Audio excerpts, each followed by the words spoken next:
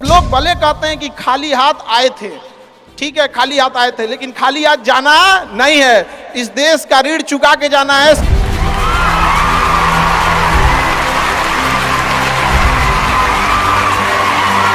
हमेशा याद रखिएगा, अकल बादाम खाने से नहीं ठोकर खाने से आती है। हमने इतिहास से यह सीखा है कि इतिहास से कोई कुछ नहीं सीखता।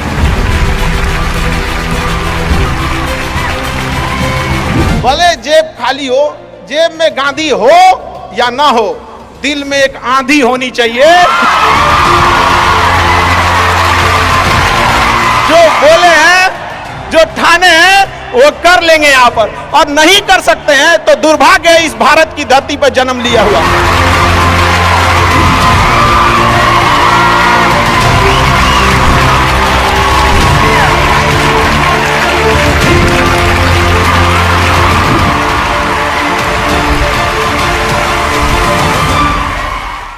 भारत में एंटरप्रेन्योर इतने बड़े संख्या में आ रहे हैं और काफी खुशी हुई इस चीज को देखकर कि भारत चेंजिंग की ओर जा रहा है। अब अपने ओर हमेशा सीखने की प्रवृत्ति रखिएगा। और आज के टाइम पे बाप रे, एक बहुत बड़ी समस्या ना कि दूसरे से प्रति जलन जरतुआही समझते हैं हम लोग। बिहार का ठेठ भाषा है, पता नहीं आप लोग समझते हैं कि नहीं समझ। मतलब कौन कितना खुश है, मतलब उसका पड़ोसी जितना दुखी है वो उतना खुश है। ये सब चीजों से थोड़ा आज के समय में अपने आप को थोड़ा बचा के रखने की कोशिश कीजिएगा लोग, क्योंकि किसी के जलन वगैरह से नहीं होता। अक्सर देखिएगा ना, चूंकि ये एंटरप्रेन्योर है, बिजनेस का चीज है, तो एक छोटा सा देखिएगा ना, गांव में किसी के पास समोसा का दुकान चल जाता तो उसके बगल में एक और समोसे खोल देता है। अरे आप बहुत सारी चीजें हो सकती हैं। आप डिसीजन आप कभी भी किसी और के मर्जी से इन्फ्लुएंस होके लीजिएगा, वो कभी डिसीजन सही नहीं होगा। डिसीजन आपका अपना होना चाहिए, आप क्या कर सकते हैं। और ये जिस दिन आप पहचान गए, उस दिन समझिए आधा काम आप अपने से कर दिए यहाँ पर। और वो सबके अंदर कुछ ना कुछ है, ऐसा नहीं है कि ऊपर वाला आपको खाली हाथ भेजा, सबके अंदर कुछ ना कुछ है। और ये लोग भले कहते हैं कि खाली हाथ आए थे, ठीक है खाली हाथ आए थे, लेकिन खाली हाथ जाना नहीं है। इस देश का ऋण चुका के जाना है, समाज को कुछ दे के जाना है, एक अच्छे सिद्धांत, अच्छे कर्म को दे के जाना है। क्या कोई कह सकता है कि अब्दुल कलाम खाली हाथ गए थे? नहीं खाली हाथ गए थे। विवेकानंद खाली हाथ गए थे? अंबेडकर साहब खाली हाथ गए? नहीं गए। तो इस देश में हम खाली हाथ जरूर आए थे, लेकिन इस देश का कर्ज उतारना है, खाली हाथ लौटना नहीं है। कुछ ऐसे सिद्धांत अपने साथ है, कुछ अपने पीछे कुछ यादें छोड़ के जाना है, जिससे कि दुनिया याद कर सके हम लोग को। और हमेशा चीजों में ना अपनी ईमानदारी करिएगा। आप कितना ईमानदारी से काम करते हैं, कितना लगन से काम करते हैं, सफलता इसी चीज पे डिपेंड करती है। बाकी ऐसे चीजें कि भाई ये करना चाहिए, नहीं, बस आप कितना समय दिए हैं किसी चीज को, कितनी ईमानदारी से किए हैं, ये मायने रखता है आपको। आप किसी चीज को समय नहीं दीजिएगा, कभी सफल नहीं हो सकते हैं।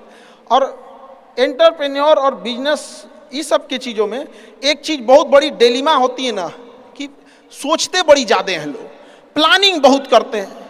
6 महीना से उसका प्लानिंग ये चल रहा है। अरे भाई 6 महीना में कमवा शुरू किए रहते तो कुछ एक्सपीरियंस हो गया रहता, कुछ ठोकरें लगी होती।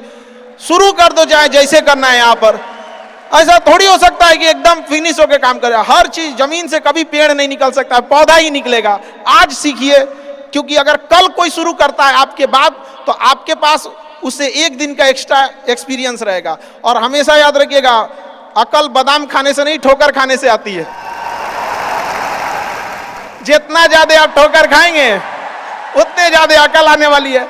दुनिया का कोई इंसान जो सफल है कह दे कि हमको ठोकर नहीं लगा है, या कोई कह दे कि हम एक ही बार में यहाँ आए हैं, कभी नहीं आ सकते हैं। यहाँ पर स्टार्टिंग कीजिए, यहाँ पे ज्यादा प्लानिंग के चक्कर में नहीं रहे। कितना अच्छा आप प्लानिंग करके आइएगा ना, कुछ चीजें गड़बड़ होंगी।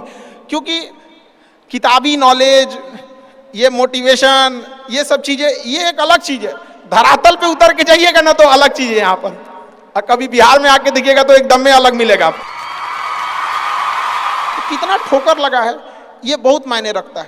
क्योंकि ठोकर नहीं लगेगा ना, जिस पत्थर पे चोट नहीं पड़ती वो कभी मूर्त नहीं बनता है। तो इसलिए जितना आपको चोट लग रहा है, तो ये आपके लिए अच्छी बात है। क्योंकि बड़े बड़े लोगों की जिंदगी में मुसीबत आती है, वो मुसीबत ही आती है बड़े जिन लोगों के लिए, क्योंकि फिल्म में जो सबसे टफ रोल होता है ना, वो बढ़िया हीरो के कंधे पे दिया जाता है। तो ये पृथ्वी पे भी ना ऊपर वाले को पता है कि ये बढ़िया हीरो है, इसको थोड़ा सा हम रोल देते हैं बढ़िया। तो बड़ी जिम्मेदारी देने से पहले ऊपर वाला भी ना आपको टेस्ट करता है, टेस्ट करके ही देखेगा कि नहीं करेगा। हम लोग छोटा सा कोई सामान खरीदते हैं तो उसको ठोक बजा के चेक करते हैं कि सह लेगा कि नहीं सह लेगा। एक छोटा सा बर्तन कोई खरीदने जाता है तो पटक के दिखाता है, देखिए मजबूत है। तो ऊपर वाला भी जब आपको बहुत बड़ा जिम्मेदारी देने वाला होता है ना, तो पहले सोचता है कि इसका थोड़ा सा टेस्ट कर ले। बहुत लोग टेस्टे में भाग जाते हैं, ए भगवान हमरा काहे लिए तुम मुसीबत लाया। यार जब ऊपर वाला तुमको खुशी दिया था तो थैंक यू कहना भूल गए थे, और जब मुसीबत दिया चेक करने के लिए तो परेशान हो गए। यहाँ पर इस चीज़ों से घबराना नहीं चाहिए किसी को। जिसके जिसके जीवन में कठिनाई आ रही है, आप समझिए कि आप एक सही रास्ते पे जा रहे हैं, क्योंकि वही रास्ता सफलता का है। और अगर आपके जीवन में कठिनाई नहीं आ रही है, आप गलत रास्ते पे हैं, क्योंकि सफलता का रास्ता बहुत कठिन होता है। और अभी डिजिटल इंडिया है गया, सबके हाथ में मोबाइल हो गया है। एक चीज अगर आप बहुत आगे बढ़ेंगे ना, तो एक प्रॉब्लम फेस करेंगे। बिना मतलब लोग आपके ऊपर उंगलियां उठाने लगेंगे, बिना मतलब, जिनको कोई मतलब नहीं। आप देखिएगा तो मतलब अजीब लगेगा। इस सब चीज़ों से कभी मत घबराइएगा। ये कॉस्ट होगी, आपको चुकानी पड़ेगी जब आप बहुत आगे जाएंगे। तो आप लोग बहुत आगे जाएंगे तो पहले से माइंड में कब करके रखिएगा। कुछ लोग होंगे जो बिना मतलब आपसे सवाल पूछेंगे, इन लोग को कभी इंटरटेन मत कीजिएगा, क्योंकि अब भाषा थोड़ी हार्ड हो जाएगी, लेकिन एक हार्ड हो जाएगा तो हो जाएगा। बस भाषा, भाव को समझिएगा, भाषा का नहीं। कि कुत्तों की रेस में दौड़ने से घाटा यह है कि जीतने के बाद भी कुत्ता ही कहलाएगा आदमी। एक बार एक रेस में ना कुछ कुत्तों को दौड़ाया गया, बीच में शेर बांधा गया कि कौन तेज दौड़ता है। शेर दौड़ा ही नहीं, कहा कि जीत के भी क्या फायदा, जीतने के बाद वो कुत्ता कहलाएगा। समझा? तो जब आप आगे बढ़ेंगे ना, तो ये कॉस्ट है, समझिएगा इस चीज को। पहले ये कम था, क्योंकि पहले लोगों के पास में हाथ मोबाइल वोबाइल कुछ नहीं था, मतलब काना फूसी में रह जाता था। लेकिन अब ये बहुत बड़े पैमाने पे हो गया। तो ये सब चीजों से बचिएगा, और ये आएगा आपके साथ में लाइफ में। ये चीजें जैसे हम आपको छोटा सा मतलब व्यवहारिक चीज पे बताते हैं। जब बहुत आगे जाएंगे ना, तो कुछ कहेंगे अरे इसका प्रोडक्ट खराब है, इसका ये चीज, मतलब कुछ ना कुछ बोलेंगे। उसको बस ऐसे समझिएगा कि जब आप बढ़ते हैं तो आपके चेहरे पे कभी कभी कुछ दाने निकल जाते हैं, उसको छेड़ा नहीं जाता है। 10 दिन 15 दिन बाद वो खत्म हो जाता है, फिर दिखता तो है तो आपका चेहरा ही दिखता है। और ज्यादा खखोरेंगे ना तो उधर के बर्बाद कर देगा आपको। हम निकला है, छोड़ दीजिएगा उसको। एक समय आएगा जब आप ही जाने जाएंगे। यहाँ लोग किस चीज पे नहीं उंगलियां उठा देते हैं, भगवान को उंगलियां उठा दिए लोग। अग्नि परीक्षा भगवान को देना पड़ा, हम लोग की क्या औकात है जी यहाँ पर। इसलिए भैया इस सब चक्कर में नहीं पड़िएगा आप। जो है वो एकदम परफेक्ट है, चाहे जैसे भी हो। गलतियां सबसे होंगी, जो गलती करिएगा उसको एक्सेप्ट कर लीजिएगा। हाँ हमारे पास ऐसे गलती हो गई, नेक्स्ट टाइम से हम सुधारेंगे, बट कोशिश कीजिएगा गलतियां ना हो। लेकिन सबके जवाब देने की कोशिश मत कीजिएगा। आप इंसान है, कोई डिटर्जेंट नहीं है कि सफाई करते चलते हैं आप। और काबिल इतना बनिए ना कि लोग आपको रोकने के लिए ना साजिश करना पड़े, कोशिश नहीं। उस लेवल पे जाइए आपको। यार ये कैसे आगे निकल गए यहाँ पर। आएंगी चीजों को, हम लोग भी फेस किए हैं, आप लोग भी फेस करना होंगे। यहाँ पे शुरुआत में सबको कॉस्ट चुकानी पड़ती है।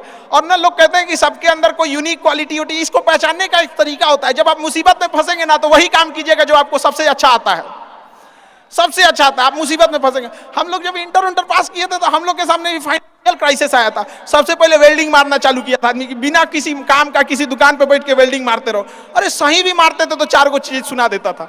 यार ऐसे नहीं, ऐसे होता है, क्या बात करते हैं, बढ़िया मारते थे और वही सुन लेता था आदमी यहाँ पे।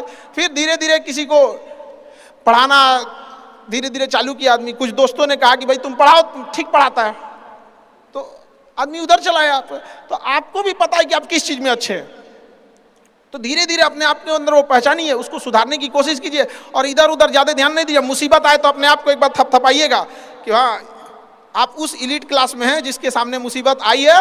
और एक समय आएगा कि जब आप इस मुसीबत को पार कर जाएंगे, और एक समय आएगा कि जब यहाँ आके आप अभी अपनी संघर्ष की कहानी बताएंगे कि हम भी ऐसा थे। और हम आप सबसे यही उम्मीद करते हैं कि भगवान से भी हाथ जोड़ के यही दुआ मांगते हैं कि जितने लोग हैं देश के, सबको एक दिन अपनी कहानी सुनानी पड़े, क्योंकि यह देश वीरों की धरती है, वीरांगनाओं की धरती है। यहाँ पर हर बच्चा यहाँ का फौलाद है अपने आप में यहाँ पर। तो ये वक्त है अब ऋण चुकाने का।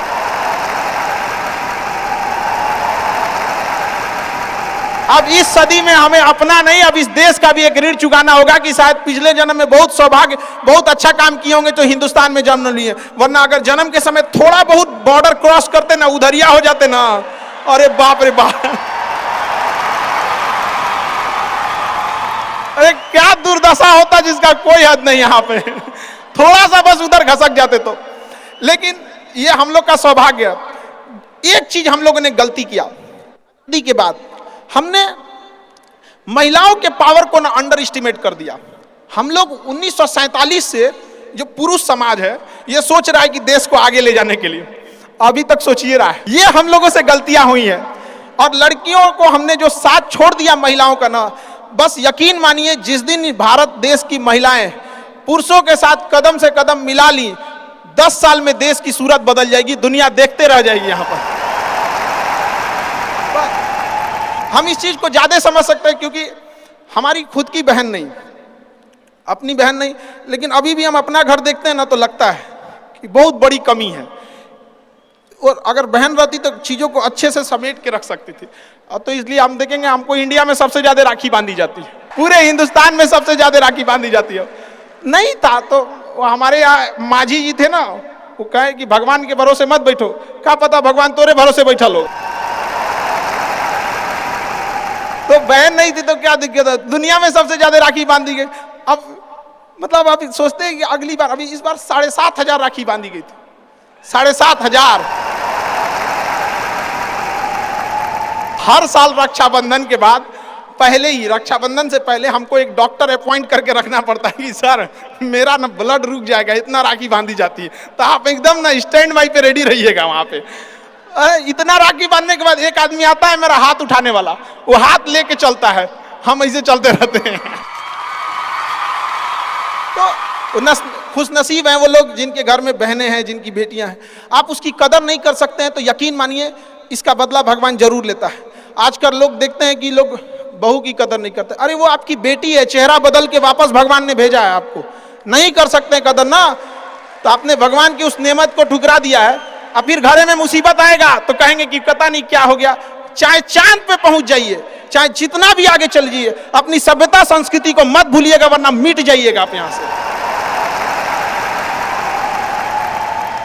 यूनान मिस्र रूमा सब लुट गए जहां से, लेकिन मगर है बाकी नामो निशा हमारा। कुछ बात है कि हस्ती मिटती नहीं हमारी, सदियों रहा है दुश्मन दौरे जहां हमारा। भारत को मिटाने की कोशिश की गई, मिटा कभी नहीं। इसलिए याद रखिएगा अपनी संस्कृति को नहीं भूलना है। और हमसे गौरवपूर्ण संस्कृति पूरे भारत, पूरे विश्व में किसकी है यहाँ पर, तो ये चीजों को थोड़ा सा आप लोग को ध्यान में रखना है और आपस में मिलजुल के एक देश वाली भावना लेके चलना है कि हम सबको मिलकर अब देश को अपना उस पुराना जो गौरव मिला था उसको वापस लौटाना है। और आप लोग आगे बढ़ेंगे, युवाओं में है, अब जिधर युवा चलते हैं उधर ही सब कुछ चल देता है। यहाँ पर तलवारों के साए पर इतिहास हमारा बनता है, जिस ओर जवानी चलती है उस ओर जमाना चलता है। आप युवा लोग हैं, आपको किसी कौन रोक सकता है यहाँ पे। मैं दरिया हूं, अपना हुनर जानता हूं, जिधर से भी गुजरूंगा अपना रास्ता बना लूंगा।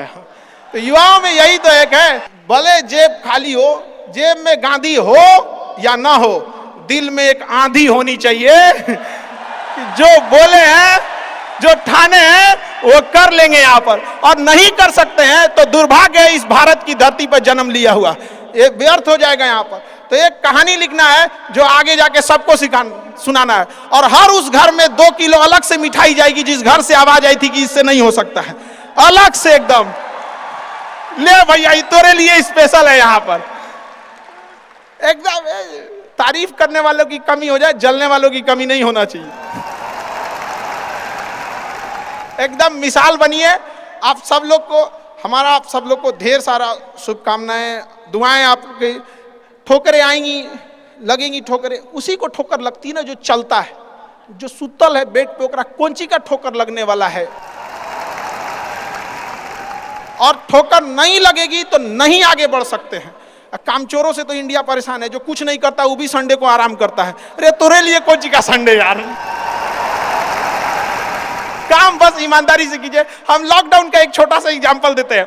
हमारे यहाँ एक लेबर था, जो नहीं काम करते हैं लेबर लोग, उनकी बहुत दुर्दशा हो गई लॉकडाउन में। रियल में एक्चुअली उनके साथ प्रॉब्लम क्या है ना, they don't have backup money. वो डेली कमाने वाले हैं, डेली खाने वाले हैं। उनका अगर 10 दिन का दिहाड़ी बंद हो गया ना तो उनके लिए बहुत दिक्कत आ जाती है। और लॉकडाउन में बेचारों के साथ क्या हो गया, अब इतनी पॉपुलेशन है, गवर्नमेंट भी कितना को देख सकती है, एक लिमिटेशन है वहां पर। तो उसके साथ बहुत दिक्कत आ गया। तो हमसे बेचारे, हम भी लॉकडाउन में खाली बैठे थे, तो हमसे बोले कि देखिए एक तो काम नहीं मिलता है तो हम लोग को महीना में 20 दिन मिलेगा, 22 दिन मिलेगा, हम लोग के पास बैकअप नहीं होता है। तो उसको हमने एक छोटा सा बात बोला कि भाई देखो, एक काम बस मेरा 1 महीना करके देखना, नहीं अच्छा लगे तो छोड़ देना। काम पे जाते कितने हो, तो बताया कि 8 बजे जाते हैं। अलग अलग शहर में वो काम करने वाले मजदूर जो आते हैं, मिस्त्री, उनका टाइमिंग अलग अलग हो सकता है। हमारे यहाँ 8 बजे आते हैं लोग, और फिर दोपहर में लंच करते हैं, शाम में 4-5 बजे 5 बजे चले जाते हैं। तो कहे 8 बजे के काम में आप कितने बजे जाते हो? कहा कि सर वही पहुँचते पहुँचते 7:15 हो जाता है, खैनी उनी बनाते चाय पीते 8:30 हो जाता है। हम कहे एक बात बताओ, ये आधा घंटा तुम किस में काटे? तो कहा कि जहां काम करने गए ना उनके में से। हम कहे नहीं, यही इस गड़बड़ है। आप अपनी जिम्मेदारी में से आधा घंटा काट लिए थे, आप वहां 15 मिनट पहले पहुंच के देखो। तो कहे आई क्या बोलते हैं मास्टर, पगला गए हैं एकदम। हम भाई देख तो 1 महीना काम करके देखो, बस तुम वहां 15 मिनट पहले पहुंच के देखो। वो इंसान 15 मिनट पहले पहुंच जाता था, 5 मिनट पहले ही काम चालू कर देता था, बाकियों के आने से पहले। लंच पे जाते थे तो जब सब चले जाते थे 1-8 मिनट लेट से लंच जाते थे, कुछ नहीं होने वाला है। 1-8 मिनट लंच के खत्म होने से पहले ही चले आते थे, बाकी लंच खत्म हो गया 10 मिनट बाद आ रहा है, वो लंच खत्म होने से 1-8 मिनट पहले ही चले आते थे। जब सारे लोग 5 बजे चले जाते थे तो 5:05 पे जाते हैं। तो हमसे कहें कि खान सर ये आप बता रहे हैं नहीं, बहुत उटपटांग बात बता रहे हैं आप। हम भैया 1 महीना काम कर लो, हाथ जोड़ लेते हैं। आज के टाइम पे जब वो 1 महीना काम किया, 10 दिन के अंदर लोगों को हो गया यार कितना ईमानदारी से काम करता है। आज उसको फोन से लोग बोलते हैं कि भाई मिस्त्री खाली हो, फोन से बोलते हैं। और लोग क्या कहते हैं पता है, इसको काम दे देंगे ना तो टेंशन नहीं है, टेंशन नहीं है, काम वही है। आप दुनिया में कुछ भी कीजिए, बशर्ते क्या कीजिए, ईमानदारी से। और आपके यहाँ जो काम करने आ रहा है ना, प्लीज उसका भी आप लोग, मतलब जो भी आप लोग एंटरप्रेन्योर है तो आपके अंडर में भी लोग काम करेंगे, उसका भी ध्यान रखिएगा एक परिवार की तरह। ये नहीं कि उसका भी रोक रख के सैलरी रख ले 2 महीना 3 महीने का, और उसके बाद कहेंगे कि चौपट काय हो रहे हैं। ऊपर वाले की लाठी में आवाज नहीं होता, इस चीज को हमेशा याद रखिएगा। देखिए जैसे बड़ी कंपनी, याद रखिएगा, बड़ी कंपनी कस्टमर तक डायरेक्ट नहीं पहुंचती है, बीच में एक डिस्ट्रीब्यूटर रखती है, डायरेक्ट कस्टमर को सामान नहीं बेचती है। अगर किसी बिस्किट कंपनी को तो सोचिएगा बिस्किट डायरेक्ट नहीं देगी, बीच में क्या रखती है, डिस्ट्रीब्यूटर रखती है। उसी तरह ऊपर वाला भी ना सबको हाथ में डायरेक्ट पैसा नहीं देता है, बीच में एक डिस्ट्रीब्यूटर रखता है। हो सकता है आप एंटरप्रेन्योर वही डिस्ट्रीब्यूटर है, आपके माध्यम से गरीबों का चूल्हा जलता है। आप मत मारिएगा, आप प्लीज उन गरीबों का हक मत मारिएगा। नहीं तो बड़ी कंपनी को दिख जाता है कि ये डिस्ट्रीब्यूटर ठीक नहीं है तो उस डिस्ट्रीब्यूटर को चेंज कर देता है। अगर गरीबों का हक मारेंगे और ऊपर वाले को नजर पड़ गया कि ये डिस्ट्रीब्यूटर ठीक नहीं है तो साइड कर देगा, और फिर कहेंगे कि अब हमारा बिजनेस चौपट हो गया। अरे बाबू तुम खुद चौपट किया आपने।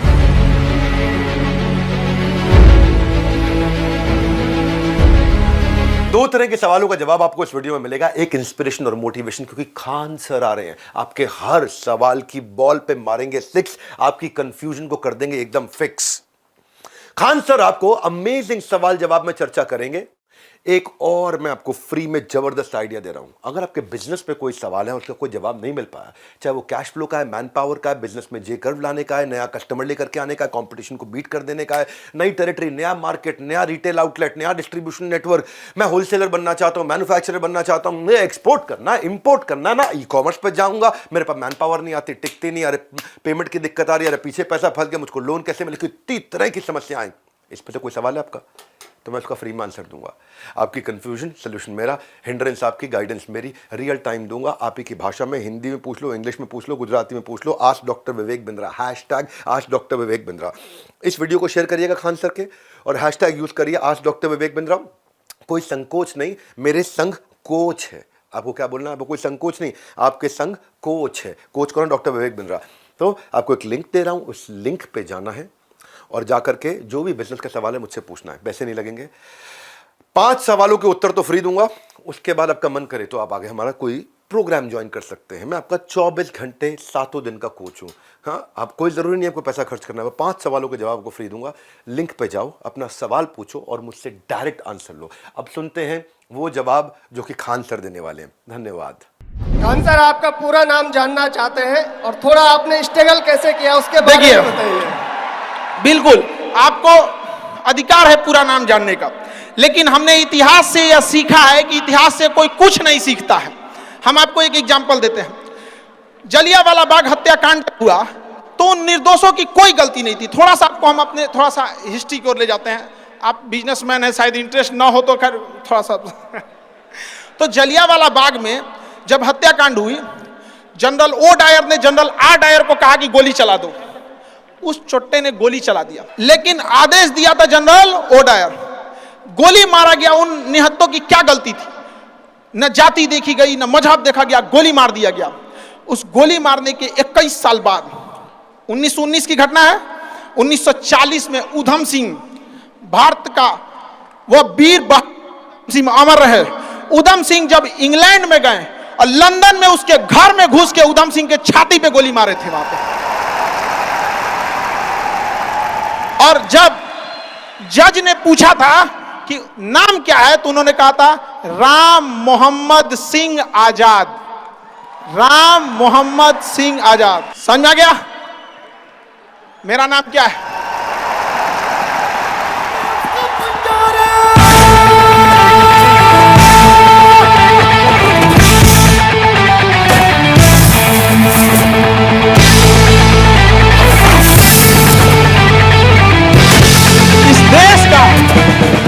इस देश का इतना गौरवपूर्ण इतिहास अगर हम भूलेंगे तो इतिहास माफ नहीं करेगा और उन शहीदों के लिए यह एक शर्म की बात हो जाएगी। उनकी आत्मा को उस दिन गर्व महसूस होगा जब हम सब अपनी जाति, धर्म, मजहब छोड़कर एक हिंदुस्तानी कहलाएंगे। यहां पर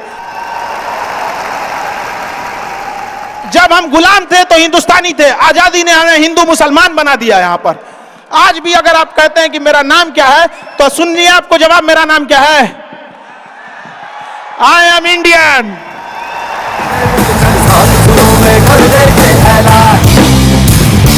हिम्मत है तो ठोको, जुर्रत है तो मारो, आज हथेली में रखती है जान। मेरी एज अभी 21 है, ठीक है। तो मैंने अभी रिसेंटली कॉर्पोरेट लाइफ में एंटर किया है। तो मैंने चाणक्य नीति पढ़ी थी। तो चाणक्य नीति में चाणक्य जी एक चीज बोलते हैं। वो कहते हैं कि जंगल में जो टेढ़े पेड़ होते हैं वो बाद में कटते हैं, लेकिन जो जंगल में सीधे पेड़ होते हैं वो तुरंत कट जाते हैं। तो आप मतलब तो समझ गए होंगे कि लाइफ में क्या करना चाहिए और किस तरीके से हमें मतलब टेढ़े बन के रहना चाहिए कि अपने सीधे बन के रहना चाहिए। देखिए, समझिए ध्यान से। जैसा देश वैसा भेष। अगर प्यार से बात करने वाले हैं तो प्यार से बात कीजिए। सब लोग प्यार से नहीं मान सकते हैं, और अगर सब प्यार से मान सकते थे तो बांसुरी बजाने वाला कृष्ण कन्हैया कभी महाभारत होने नहीं देते। लेकिन एक चीज हमेशा याद रखिएगा, अगर आप किसी से अकड़ जाते हैं, रूडली बात कर लेते हैं, तो फिर प्यार से बात करने का ऑप्शन हमेशा के लिए खत्म हो जाता है। हमेशा के लिए खत्म हो जाएगा। फिर आप उसे प्यार से नहीं समझा सकते। लेकिन अगर आप उसे शुरुआत में प्यार से डील करते हैं तो अकड़ने का ऑप्शन तो लास्ट तक रहता है। तो ये शुरुआती ऑप्शन गड़बड़ नहीं कीजिएगा। और मिजाज में कुछ सख्ती भी जरूरी है, वरना लोग पी जाते अगर समंदर खारा ना होता। अपने आप को इतना भी सस्ता मत कीजिएगा कि 2 कौड़ी का इंसान खेल के चला जाए। ठीक है? तो आपका एटीट्यूड डिपेंड करना चाहिए सामने कौन है।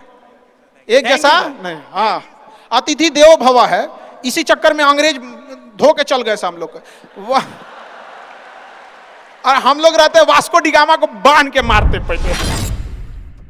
मैं 3 विद्यालय का संचालन कर रहा हूं और वर्तमान में कानपुर देहात में सबसे टॉप में विद्यालय है। मैं चाहता हूं कि उस संस्था को प्रदेश और देश लेवल पर ले जाऊं, तो क्या उसके लिए सुझाव चाहता हूं आपसे। सर थोड़ा सा एक चीज करिएगा, आप संस्था को टॉप या संस्था को बेहतर से बेहतर आप एक कोशिश कीजिएगा कि संस्था में पढ़ रहे वाले बच्चों को टॉप करा दे।